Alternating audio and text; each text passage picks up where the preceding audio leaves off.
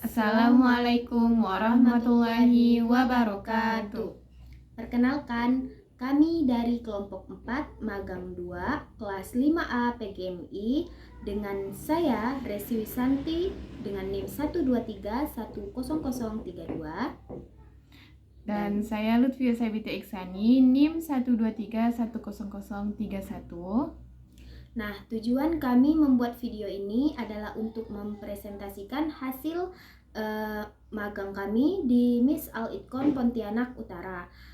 Selama magang kami mendapatkan banyak pengalaman, seperti kami tahu cara penyusunan dari alat evaluasi seperti program semester, program tahunan, dan juga modul ajar.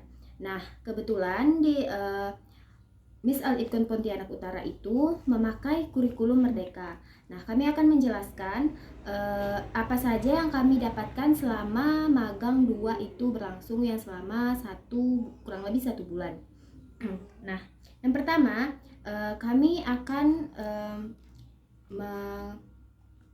menjelaskan apa itu pengertian dari modul.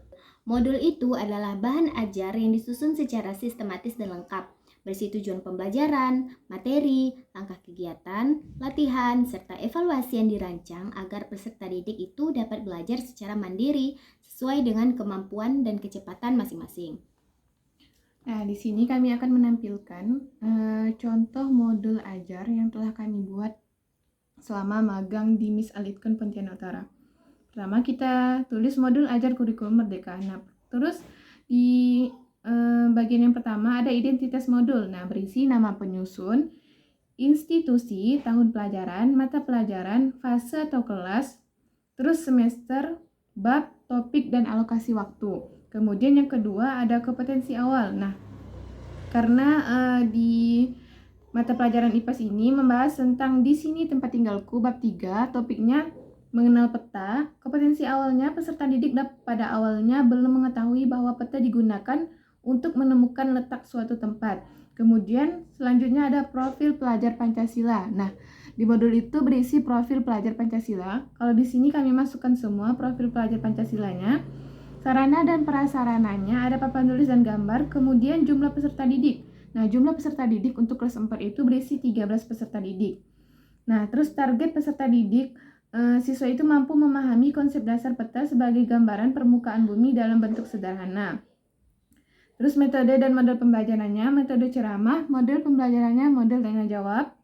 Terus media pembelajarannya, karena di sini kami membahas peta, kami menggunakan globe atau bola dunia, ada LKPD dan gambar. Terus selanjutnya ada kompetensi inti. Nah, kompetensi inti ini memuat CP, ATP, dan TP. CP-nya seperti peserta didik mengidentifikasi peta sebagai gambaran sederhana permukaan bumi atau wilayah tertentu.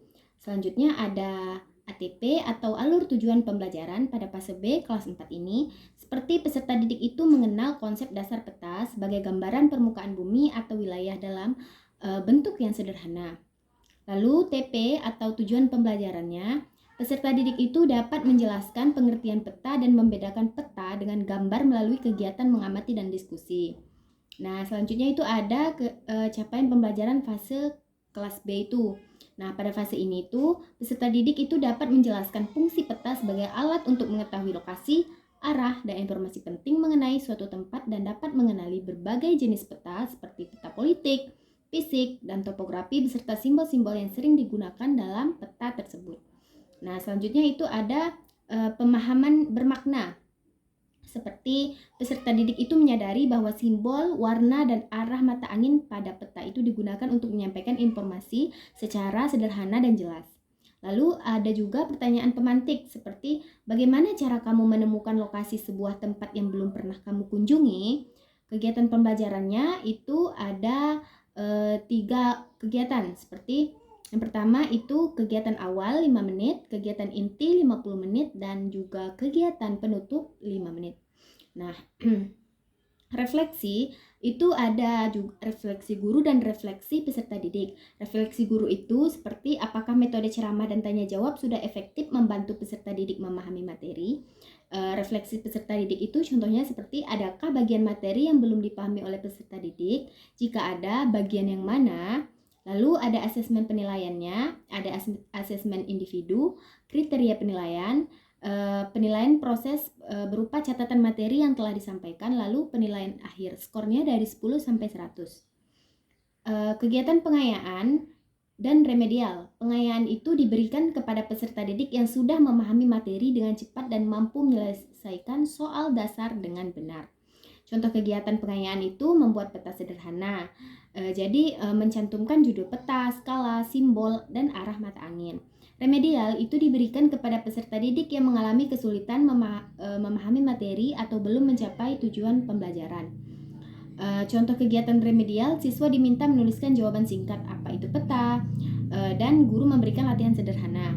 Glosarium itu berisi kata kunci yang terdapat pada modul tersebut seperti peta, legenda, skala, arah mata angin, dan lainnya. Lalu masukkan daftar pustaka.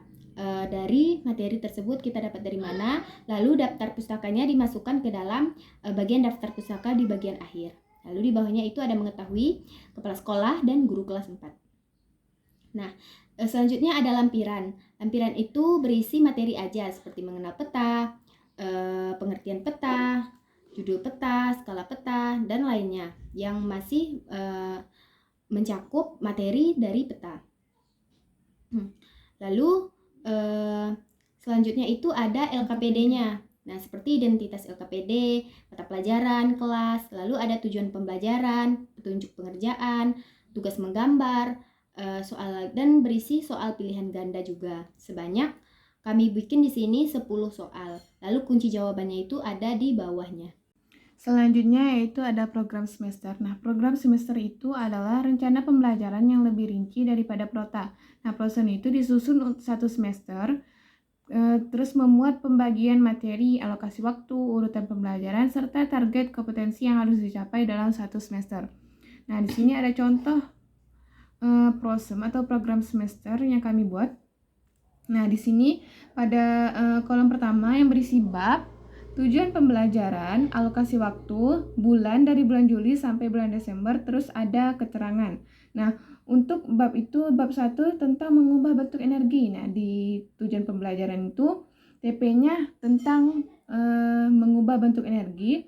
Terus untuk bulannya, pada minggu pertama dan minggu kedua di Miss Alitkon Pontianak Utara itu ada libur semester gasal. Untuk minggu ketiga, pengenalan lingkungan madrasah. Dan untuk seterusnya membahas bab 1 tentang mengubah bentuk energi. Selanjutnya untuk bulan November itu sumatif akhir semester pada minggu keempat dan awal Desember.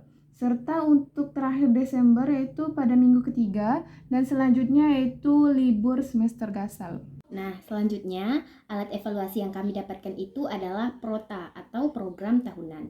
Nah, apa sih PROTA itu? Program tahunan itu adalah rencana umum pembelajaran yang disusun untuk 1 tahun pelajaran penuh. Jadi PROTA itu memuat gambaran materi pokok yang akan dipelajari peserta didik dalam 1 tahun, serta waktu yang dialokasikan untuk setiap materi. Nah, PROTA ini berfungsi sebagai pedoman umum bagi guru untuk mengatur pembelajaran agar seluruh kompetensi dasar itu dapat tersampaikan secara menyeluruh. Nah, adapun contoh program tahunan yang kami buat yaitu seperti ini. Nah, program tahunan itu memuat beberapa tabel. Tabel pertama itu berisi nomor ATP. Lalu sampingnya itu ada alur tujuan pembelajaran, ada materi, alokasi waktu, dan semester. Jadi kami magang itu pada semester 1.